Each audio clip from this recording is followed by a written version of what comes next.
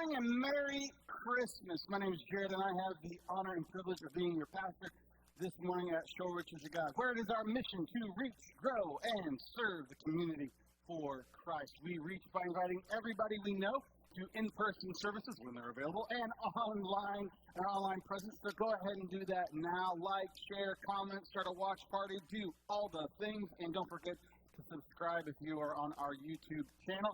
That really helps us out. I do all kinds of really fun stuff on our end. So thank you for all those things. We grow by jumping into our Next Steps guide found on our website.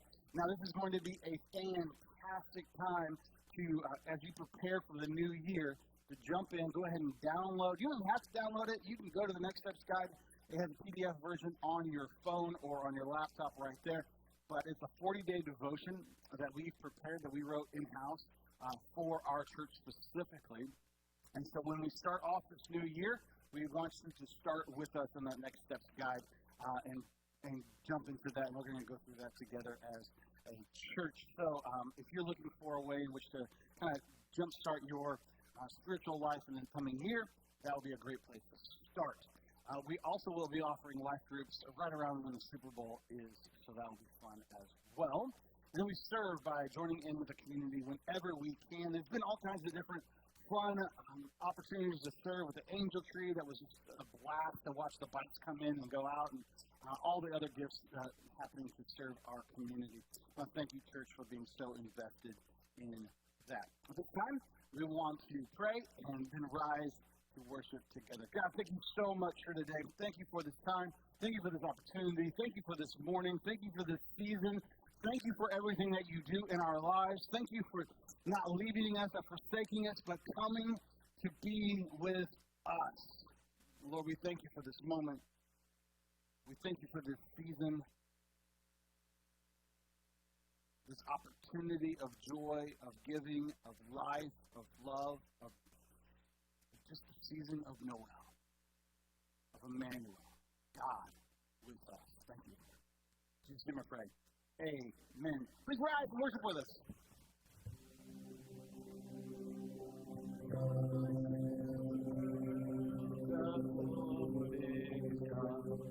Let us receive her King.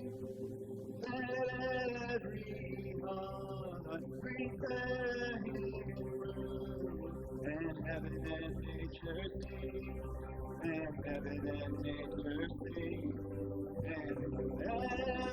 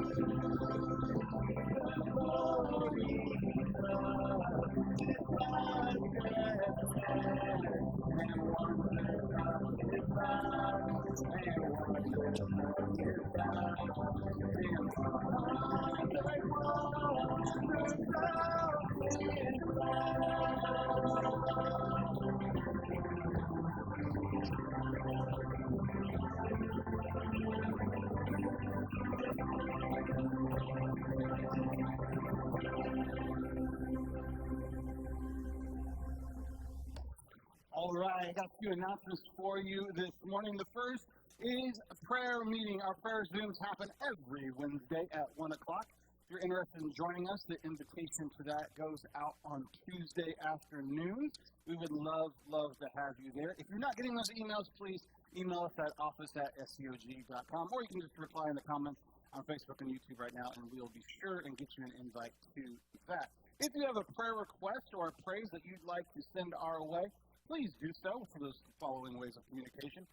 We would love to pray for you this week. So make sure you join that. I have just cherished each and every week of those. It's been a wonderful time. This week is Christmas, so all you dads out there that forgot, it's Christmas this week, so you might want to get on that. But Christmas Eve service is this week. It will be live streamed at 5 o'clock on Christmas Eve. So that is how you can do that. Being live streamed, you don't miss it. It's not your only opportunity if you just can't fit in 5 o'clock. If you'd like to watch it at 7 or 8 or whatever, you can do that as well, but it'll just become live on YouTube and Facebook to everyone at 5 o'clock on Christmas Eve. So the name of the game this year is flexibility, and we wanted to offer as much flexibility as we possibly could this Christmas Eve and this year. And then finally today is the day of the Christmas offering. Today is the day of the Christmas offering. You know, what in the world is a Christmas offering? Every year we do an extra offering in December, and that offering goes to a special project that we're doing here at the church. Christmas offering, the very first year I was here, it wasn't even called the Christmas offering, it was the harvest offering. It was in October, and that's what helped us remodel the basement. We've done all kinds of different stuff over the years. This last year we put in a chairlift, and also the Christmas offering was incredibly helpful and important in letting us pivot and maintain the flexibility of this year. Christmas offering really, it helps fund these special projects, but also gives us margin in our budget to kind of change directions when we need to. Because when we do the budget in January, we can't foresee all the challenges that are going to happen, and no one saw COVID coming. So, the Christmas offering is a huge blessing for that. And so, the Christmas offering is a separate offering that we do every year, but right now in online aspects, you can do your normal tithe through the app and through the website, and then you can do it a second time if you'd like, or whatever you'd like. But there's a memo line in there that you can put Christmas offering. If you're doing a physical gift, you can write that in the memo line as well, and we'll make sure that we get everything attributed in the right way. Thank you so much for your generosity. Thank you for doing this. This year for the Christmas offering, we are focusing in on making our live stream quality and our in-person quality meet, because right now we can do one or the other really, really well. And it takes some technology stuff to be able to do them both well. And then we also place that all on Kevin's shoulders and say, you make it pretty. So no stress for Kevin there, right? But he's doing a great job on that, and we appreciate him. But that's what we're doing with the Christmas offering this year. We hope to, when we come back in person, hopefully just not very far off. I really want to be back and have this room filled with your smiling and wonderful faces. But we got to focus in on that and make the purchases and the flexibility in those things. Make that happen. Let's pray this morning. God, thank you so much for today. Thank you for the generosity of this church. Thank you for who they are. Thank you for how we've been able to change and pivot and move and go with all the ups and downs of 2020. And as we look at 2021 and are excited about our future, Lord, I can't wait to see what amazing, impossible things that you do in this next coming year. So, Lord, at this time, we want to lay our time at your feet, our talents at your feet, and our treasure at your feet. As we want to say, we're all in to whatever you have for us. This journey of, as we put 2020 in our rearview mirror, but let us look for optimism and excitement and wonder into 2021. In Jesus' name I pray. Amen.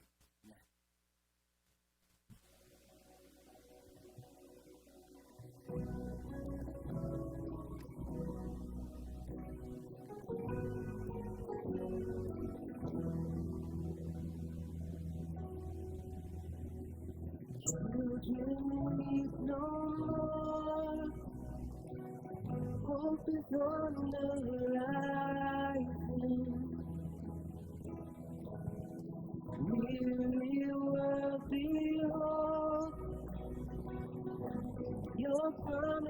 Messiah.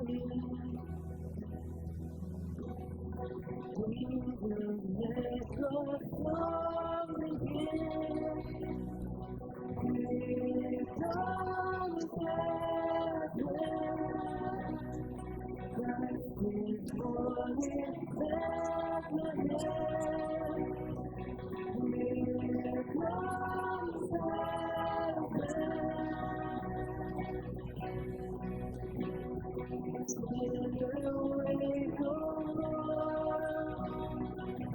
the broken silence.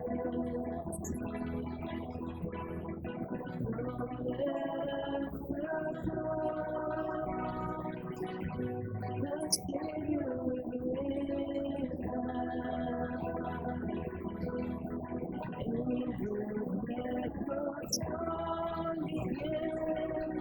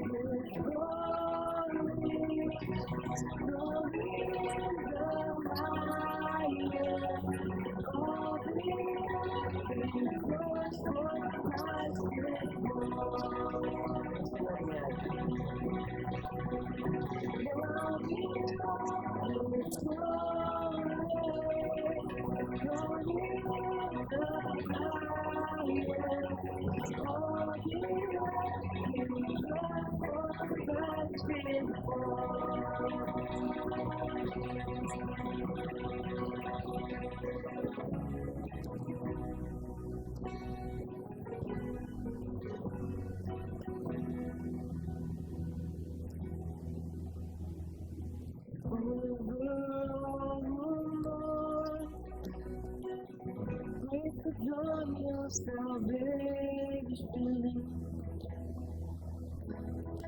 God will raise your Lord, for Jesus is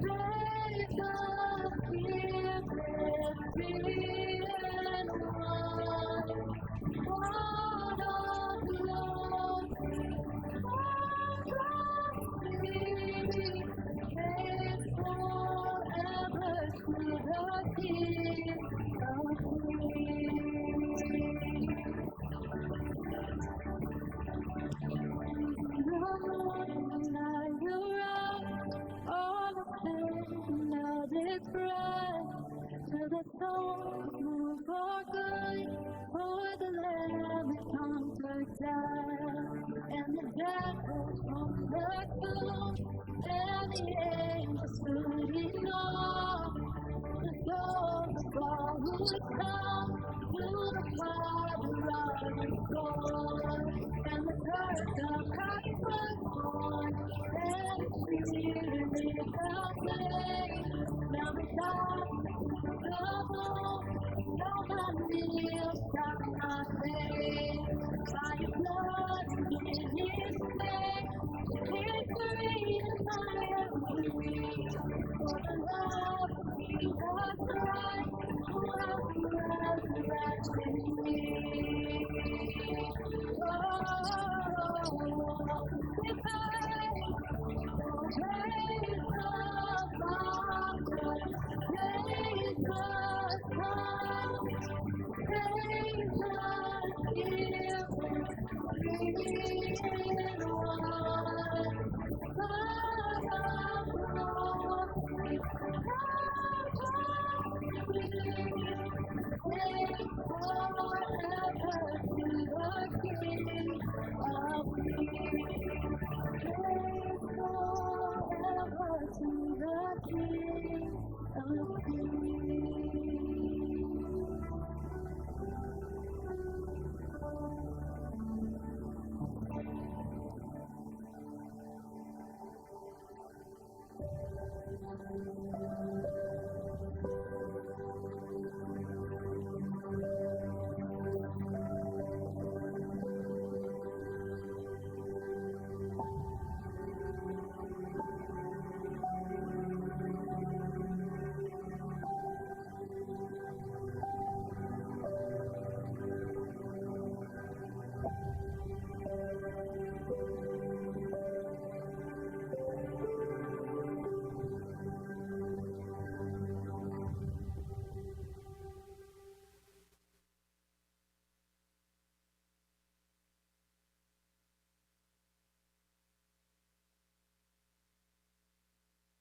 I want to have this Christmas season. I just want to be in awe of all that God is doing. In a season in which I can get pretty cranky about what's happening in my life, all the things that I cannot control, I want to actively choose to have wonder this Christmas season. If you look at, we've been watching a bunch of Christmas videos at our house, and all the best have a Grinch-like character, right? Scrooge. They've got the Grinch. They've got the dad on Elf. And there's always this moment in which the joy and the wonder of Christmas has to finally break into their heart, into their mind, and there's this realization of, oh, Christmas is wonderful, blah, blah, blah, blah, blah. Well, this is a story that is as old as Christmas itself.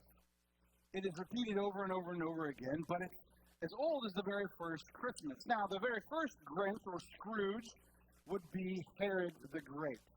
Now, no one was more Scroogier than Herod the Great. He is the epitome of having a bad attitude at Christmas, and it's one that I want to caution ourselves because we can easily get into the same mindset. We're not hopefully killing babies that Herod did, but that's kind of taking to the extreme. I would agree. But we kind of get into this mindset of Christmas is a bother. Christmas is something that's taking away from us. Christmas is just an act of something we've got to handle and deal with, not something that we get to have wonder and joy. And so that's where we're going today. It's kind of checking our attitudes, seeing how this all works. How do we really feel about Christmas, and how are we working through that? We're going to compare and contrast two different people today, actually a group of people and one person.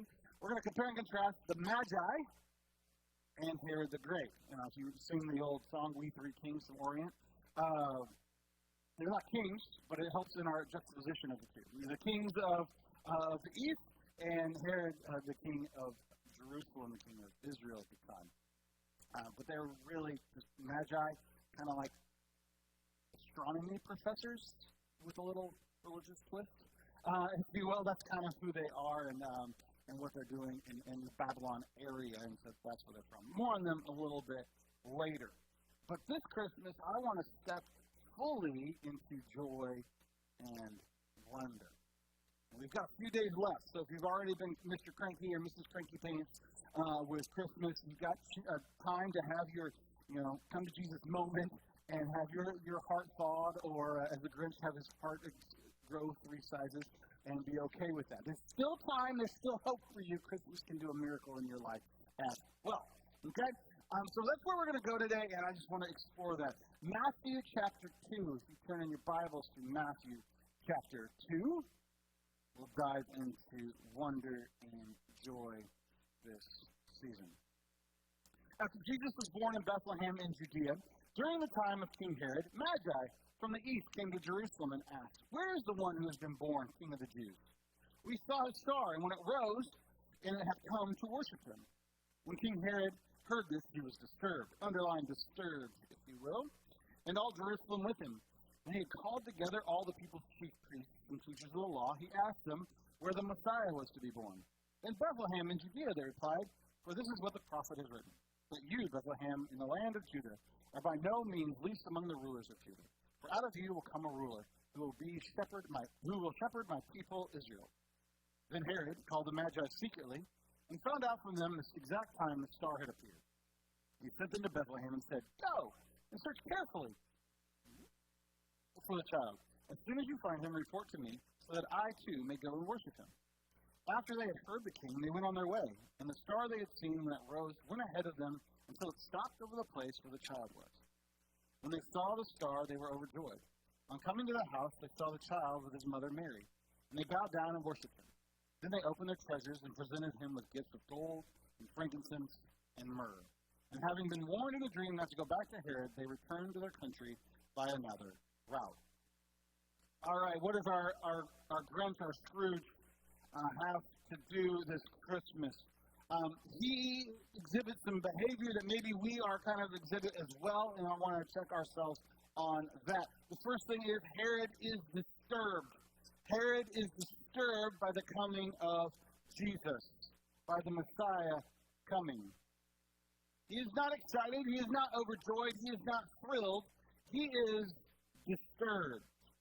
Now, some of you, if you're honest with yourself, you talk about what you're experiencing this Christmas, and you look at your to-do list, you look at who you got to be around, you got to look at the parties you're going to, or the parties that you're not going to because it's 2020, and all the different stuff going on there. Is your attitude, if you're honest, are you more on the joy side of the scale or on the disturbed side of the scale?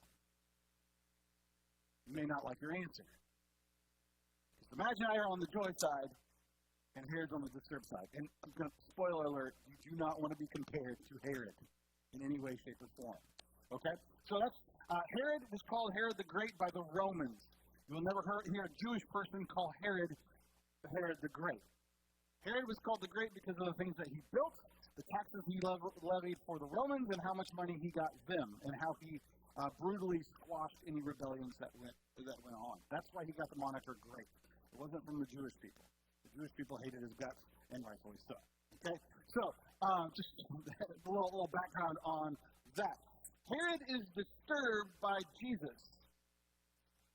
And sometimes when I enter and I look at all the different things I've got to do, I've been disturbed this week by shipping companies. And maybe you have as well, right? There's been gifts that are supposed to come last week that they're like day and day and day, especially FedEx, now that we have an employee of FedEx here. Come on, get it together here, boys. So we got some stuff. I'm just teasing Isaiah. He just got a new job. Congratulations, Isaiah. We have all these issues. You've been disturbed by shipping companies. You've been disturbed by maybe products not being where they're supposed to be. Disturbed by people not being where they're supposed to be. By people's attitudes. By whatever it may be. It's very easy to grab a hold of this attitude of being disturbed, to be put out, to be exasperated by them. The opposite of this is to be overjoyed, to be excited, to be just in the moment with whatever situation is going on. To be able to ride those waves of turbulence. Anyway. Herod is disturbed. Why is he disturbed by Jesus? Because he knows who Jesus is supposed to be. He knows who the Messiah is supposed to be. He's supposed to be king of the Jews. Well, that's my title, Herod says. I'm the king. Well, no, you're not, Herod. You just keep on calling yourself king of the Jews. You're not the king. The Romans control Israel. You are just a placeholder. You're a dude that can easily replace anytime they want. But you think so highly of yourself that you are willing to do anything. We're talking about anything to keep power. He murders his children, kills people in his family. He is a narcissist megalomaniac to the max. That's who this guy is. And he's willing to do anything to keep that power. He is so threatened by the possibility that the Messiah is being born that he's willing to kill babies in Bethlehem from 3 years old and under. Genocide. Wipes them out. That's what he does. We often gloss that over because that doesn't put you in the Christmas spirit. Right?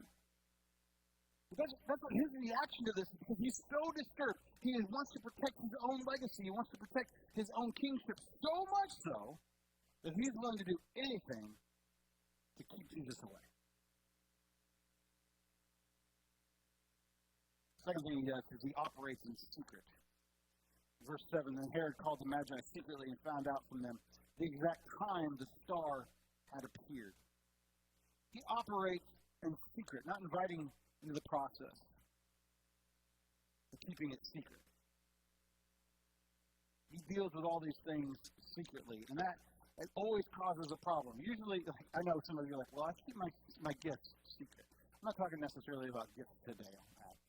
But when you start dealing with everything in your life in a secret way, some alarm bells should be going off. If you're getting exhausted working through all the secrets that you're keeping from people close to you, maybe you've got a little Herodism going on in your life, and not the Magi. Herod is so focused on himself, on his own power, on his own pleasure, on his own everything, that he alienates all the people that he should be invested in. This is such an interesting thing that's happening in the scripture this time. Because the Magi have no business caring about Jesus. And yet they travel over 900 miles to see him. Herod is Bethlehem is basically a suburb of Jerusalem. If he gets on a horse, he can be there in a couple hours. He can go see his child, but he's so overjoyed and wants to go worship. He can't even put out, when did this thing happen? What's going on? Can somebody do my homework and tell me when this is all happening and where it's going on? That's why he calls the chief priests and the scribes together. Third thing he does is he reacts in anger. When Herod realized he had been outwitted by the Magi, this is verse 16, he was furious, and he gave orders to kill all the boys in Bethlehem and its vicinity who were 2 years old and under, in accordance with the time he had learned from the Magi. Merry Christmas. Nothing says Christmas better than a little genocide. Right? Merry Christmas on this. I'm so threatened by you, I'm going to attack. Now, you may not be killing babies this Christmas season, but when your Christmas plans are threatened, do you react in anger? That's judgment, and really not tell any personal stories at this time. Okay? I want to have a Merry Christmas, but you all know exactly what I'm talking about. Everyone has had a Christmas meltdown. Everyone has had,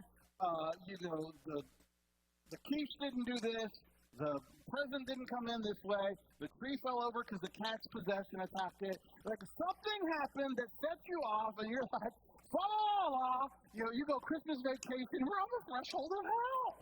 You go all the way in this aspect, right? And anger just boils out of you because you can't control Christmas and you want it to be perfect and you want all these things, except for the fact that all those things are about your Christmas or even maybe the people that you care about's Christmas and not actually about the wonder and joy of Jesus. If we're focusing in on the wonder and joy of Jesus coming to earth to save all of humanity for all mankind, we're not going to get as worked up in our anger and our control issues that we have. Pot, kettle, black. Okay? Pot, kettle, black on that. I'm not calling anybody. I'm just saying this is where we got to work. Because the reaction of Herod is to step into, I need to control the situation. I can't let it get out of hand. I have to have my hands on it so that I can choke out anything other than what I want. And often we go into the Christmas season and we still feel that way. And what Christmas is about is the joy of the uncontrollable coming to earth. The joy of the unexpected, the joy of salvation coming to earth. So this Christmas, if we want to step into joy, step into peace, and step into the excitement of it, we've got to get rid of our control issues of Christmas, our anger issues. Check ourselves to see if we're disturbed by Christmas or if it brings joy. Let's compare him to the Magi. The Magi do this right, and they have no business doing it right. Like I said earlier, the Magi risk for wonder. They risk for wonder. They travel over 900 miles to see the baby Jesus. 900 miles. To put that in perspective, that's basically coming from New York to Chicago on a camel. But instead of nice woods being all through there, it's like nasty desert all the way through there. So that's what they're undertaking. Do they know the family? No. Is Mary some cousin twice removed? No. They saw a star and they're like, hey, you know what we should do? Road trip! Let's go. And that's what their reaction to this is, because that star is amazing and this is going to happen. What actually is going on is the Magi are intellectual descendants of the prophet Daniel. When Israel was in captivity in Babylon, Daniel was made head Magi. And that's one of the things that happened in the book of Daniel. And he does the prophecy of the star happening and that was the coming of the Messiah. And so these guys, who are probably Zoroastrianism, they're not even Jews. They're not even of the right religion to be excited about Jesus. They're like, that guy Daniel was pretty smart. He said the star was going to show up. There it is. Let's go. That's why they're there. They have no bit like trusting the word of something that happened 500 years ago. They're going. Just suppose that against the king who's 10 miles away, who can't even be bothered to know the time and the place that the Messiah is supposed to be born. If anyone is supposed to be looking for Jesus, it would be Herod. Who's going to get me out of this mess? Who's going to get me out from under the thumb of the Romans? The Messiah. I'm longing for the Messiah. Instead of longing for the Messiah, he is threatened by the Messiah. The Magi travel over 900 miles to get to the baby. It's probably a 4 to 5 month long journey, maybe longer. I don't know what miles per gallon you get on a camel in a desert situation. They make this trip. They probably risked. I don't know what their employment situation was like in Babylon. You can imagine. Hey, we're going to shut everything down. We're going to close everything down for 4 or 5 months. Why? I'm going to go see a baby, I think. Where? Jerusalem? Or Bethlehem? Or that way. There's a star. I'm just going that way until it stops.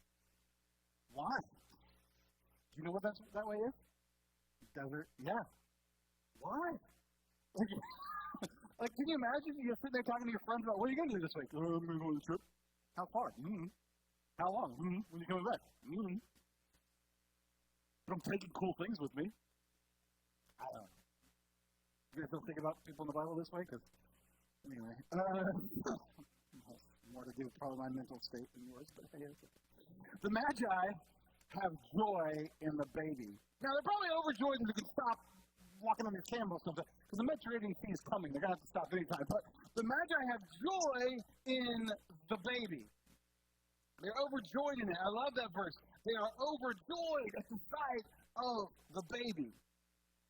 Herod is disturbed. Herod is distraught. Herod's first thought is, how do I control this? The Magi, there's a baby! This is awesome! That thrills me. That excites me. That's the proper mindset of, yeah, I got all these excuses. I'm dirty. I've been with these people for too long. I got sand blown in my face. I got all this stuff. Okay, great. It's a baby. It cries a lot.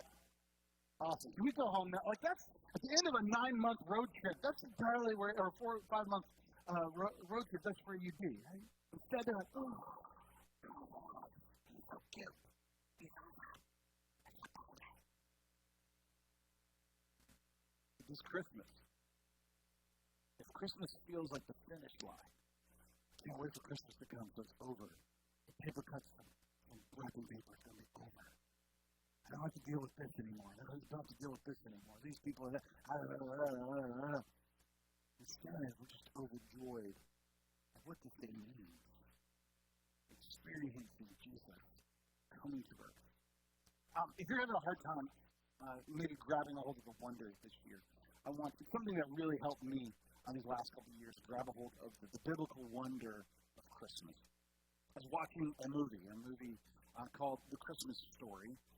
It's been done in the last few years. It is absolutely, really wonderfully done. And they don't take too many biblical detours along the way. They stay pretty close to the Bible, and I really, really appreciate that about it. But one of the beautiful things about it is it sets the setting. It tries to go back 2,000 years ago. Instead of thinking about for so long, I actually have this nativity set still in my home. My grandpa, my great-grandpa made it. It is a log cabin. It's like an Abraham Lincoln stable. And so I often, that's what we used for years and years and years. That's what the nativity went. So for years and years and years, I thought Jesus was born in a log cabin. Which is not true. But my grandpa's interpretation of being born in the stable was this, and that's awesome. However, that's not how that happened. First of all, Israel doesn't have trees like that, so they couldn't build a log cabin. But that's my frame of reference. The nativity story, if you have a hard time figuring out, like, what would homes been like, and what was it like, what was the cultural, and how oppressive was the Romans, the nativity story can help you grab a hold of that. So I just want to urge you, I think AMC's got it on demand right now. AMC is not sponsoring this message in English. But they have it on demand, and you can check it out. Or I think I actually own the movie. I just was too lazy to get up and look for it.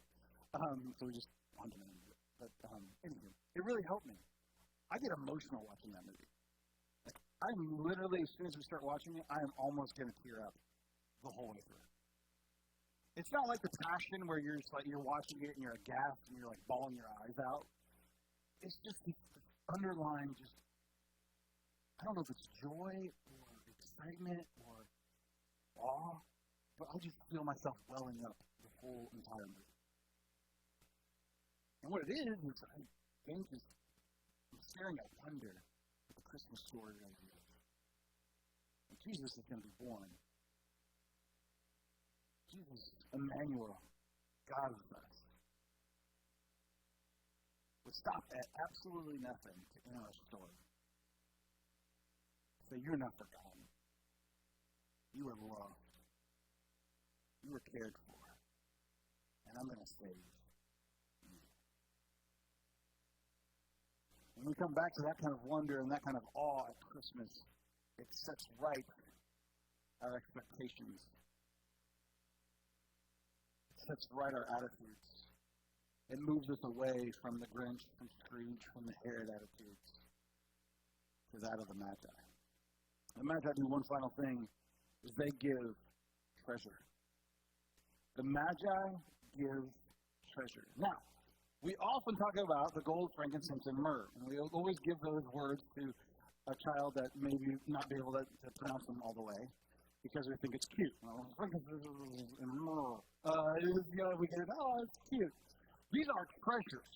Now, we get our basis of giving gifts at Christmas from this, and the gift that Jesus is for all of us, and the gift of salvation, and we do the whole gift-giving thing at Christmas time. But I can't overstate the treasure aspect of this. These aren't gifts. These are like, I got you a gift card. Thanks, I can go get a Starbucks on my 900-mile journey back home. No. This is treasure. The gift that the Magi give Jesus should have been given to Herod. These are kingly gifts. So, in the story, the Magi hit Herod's house first. He's like, hey, how you doing? Hi. My name is blah, blah, blah, and we brought stuff. They don't give it to Herod. That's where it should have been. That's the diplomatic mission. That's the diplomacy thing. They should have been working with King Herod and giving the gold and the frankincense and the myrrh to him, and it would have gone into the treasury, and that would have made sense. Instead, they hoard that back and say, no, we're going to give it to a baby lying in a stable manger and hanging out with some donkeys and some sheep. They give treasure. Gold and frankincense and myrrh, these are not things that are just one, they're pretty terrible gifts for babies. Like, you need a teething ring here, guys. Like, gentlemen, you need a 101 class on how to buy for babies. But even for moms, you can marry, like, thanks. Don't know what I'm going to do with this myrrh. New saddle for that donkey, because that was rough. Could have been fine, but, something like that. Once again, my brain goes crazy stuff when I read these stories. But this is treasure. This is treasure. When we come before God, when we think of Christmas, what are the things that we hold dear? What are the things that are a sacrifice, that are big? They're not just token gifts. They are our treasures. I think of the treasure that I have in my life. I consider my family a treasure. And so this Christmas, I want to bring them before Jesus. I want to do what I can to bring them before the manger. My time is a treasure that God has given me. I want to give God my time. And focus it in such a way that I'm not getting caught up in all the other stuff, but the beauty and the awe and the joy and the wonder of the manger. As I give God my treasure, whatever that may be, if it's my family, my time, actual money, I stay in this attitude of wonder, not of obligation, not in a, I have to do this, not in some lottery, I did this so Jesus can bless me later type mentality, but instead of joy, out of adoration, out of wonder that Christ himself, the Messiah, Emmanuel, God with us, has come to change our story, to change your story, to change humanity's story, from that of death to life. This Christmas, I want to urge you to take a moment, take a time, wherever you can get it, lock yourself in a bathroom, whatever you need to do to get alone and make sure that your attitude reflects that of the Magi and not of Herod. We don't want to have a regret that we missed a Christmas because of our countrymen. We don't want to have the regret that we've got all of the excuses in the world that 2020 has handpicked us to really blow off this Christmas. The coming of Jesus Christ is bigger than anything that 2020 can throw at us. The coming of Christmas is bigger than any excuses, any challenges, anything that we deal with. Whether that's health-related, whether that's monetarily related, whether that's just my Christmas party got canceled related, whatever it may be, the coming of Jesus is bigger than all of that. So take some time, think through that, work through that. How do I reflect the Magi and not Herod? May this Christmas be a Christmas of joy. May it be a Christmas of wonder. Please pray with me. God, thank you so much for today. Thank you for who you are and what you're about and what you're doing in our lives. Lord, we ask you to be with us and guide us as we step fully into this Christmas week. As we wrap all the presents, as we do all the things, as we bake the cookies, as we chase kids around, as we deal with kids that don't have e-learning anymore and have way more energy all of a sudden. Lord, we ask you that you would give us the peace and the patience and the endurance to harness all of that joy and wonder and redirect it towards your manger. Lord, thank you so much for coming. Thank you for being a God who is present with us, a God who has not left us and not forsaken us, a God who has come to save us. In Jesus' name I pray. Amen. May the Lord bless you and keep you. May his face shine upon you all the days of your lives. You are dismissed. You may click away. Bye!